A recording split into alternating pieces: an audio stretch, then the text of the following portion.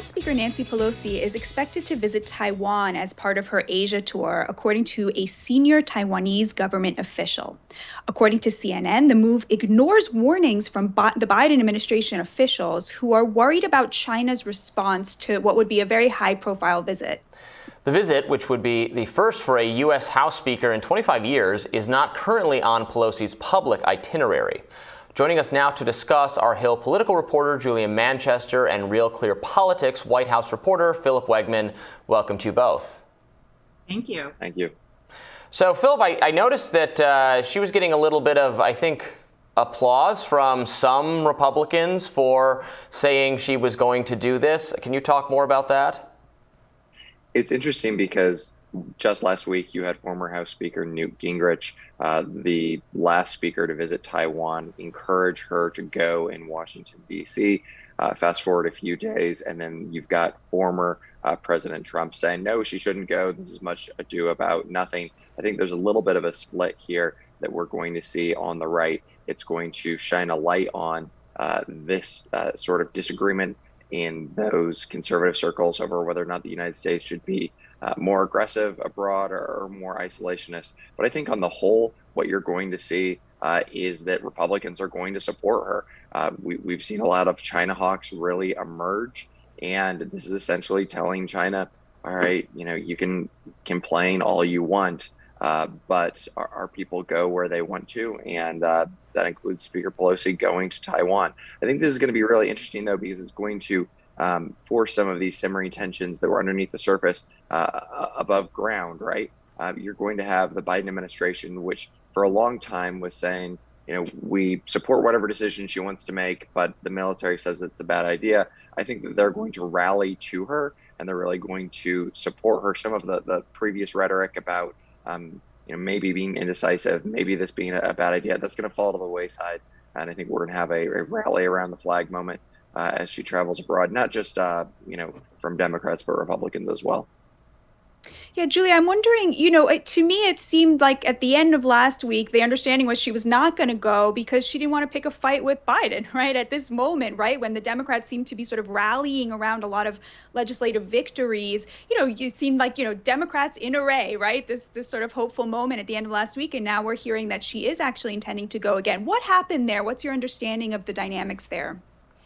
Yeah, look, I think it's an awkward dynamic for Pelosi and Biden because we know that President Biden and Speaker Pelosi are both leaders in two very different U.S. branches of government. So her trip is not necessarily dictated by the Biden administration and vice versa. However, China was not making that distinction, with President Xi Jinping very much warning President Biden in a phone call last week to not play with fire, seemingly referencing, that visit along with, relations between the two countries that have really hit an all-time low. So it was an awkward situation for her to be put in. But at the same time, I think when we step back and look at this from a more global perspective, there's a lot of parallels between China and Taiwan, as well as Ukraine and Russia. Obviously, China has not invaded Taiwan like Russia has invaded Ukraine. However, it goes to this narrative of a smaller country living in the shadow of a larger country that is intimidating it and that is going against, Western or U.S. principles. And obviously, the U.S. has been very supportive of Ukraine, and I think there is a push among Republicans and Democrats to very much hold that same policy between China and Taiwan. So, the fact that she's going, I think very much signals that she's not bowing to the Chinese pressure, to these Chinese threats. We know that they've been conducting a lot of military exercises in the area, definitely a signal being put towards the U.S., Taiwan, and the West. However, she's very much sending her own signal by going and really sending a signal from the whole country as well.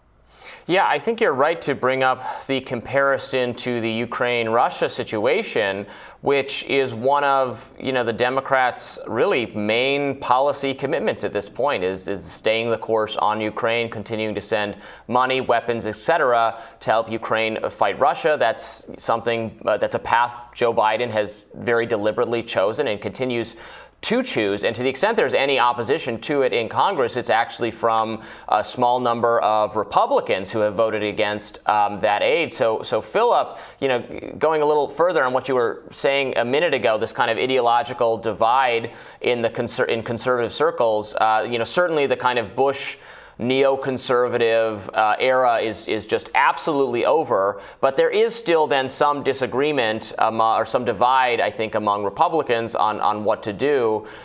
Given that I think the less interventionist wing of the Republican Party, the one that does not really like what we're doing with Ukraine, Russia, is kind of, is continuing to gain steam. What does that say for how they'll kind of treat a Pelosi visit to Taiwan? I'm not sure. We're going to find out. I can tell you what they're going to be responding to, though. You've got Republicans in Congress who are looking at the Biden administration that from day one has said that the next generation is going to confront a world that is defined by democracy versus autocracy. That's been Biden's rhetoric since his first press conference. What we've seen, though, is that when he talks about that showdown, more often than not, he has been casting the United States and Russia as the main actors there. And so much of our attention, as Julia rightly points out, has been on the U.S. countering Russian aggression in Ukraine. The issue now, though, is, you've got another autocracy that doesn't exactly have the best plans for the United States or our allies in China. And I asked John Kirby this question the other week about, was the United States perhaps privileging one theater over another? I asked this in light of the president's decision to increase, our presence in the Mediterranean. And that's just, one example. If we send some warships to the Mediterranean, though that necessarily means there are fewer warships to send to, the South China Sea. And so my question was, can we focus on two theaters at once? His answer, despite some concern from, military brass and despite some concerns that are being raised by Republicans, was that the United States could do both.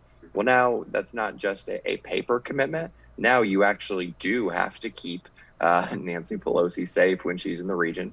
We certainly the military is on higher alert there now. But this is no longer just a theoretical question of counting resources on paper. You've got a very real dress rehearsal, perhaps, for something that we hope will never come, which is an open conflict. But yeah, the Biden administration is going to have to make certain that they can both honor their commitments to Ukraine, secure the European theater, and then make sure that they have enough boots on the aircraft carrier, or whatever new euphemism we're going to be using to describe the future over in the Pacific as well. Julia, I think it's something that was very interesting to me about Trump's approach to China. He was no shrinking violet when it came to China, but his main beef with China was along trade issues, right? He started this big trade war with them, imposing all of these tariffs.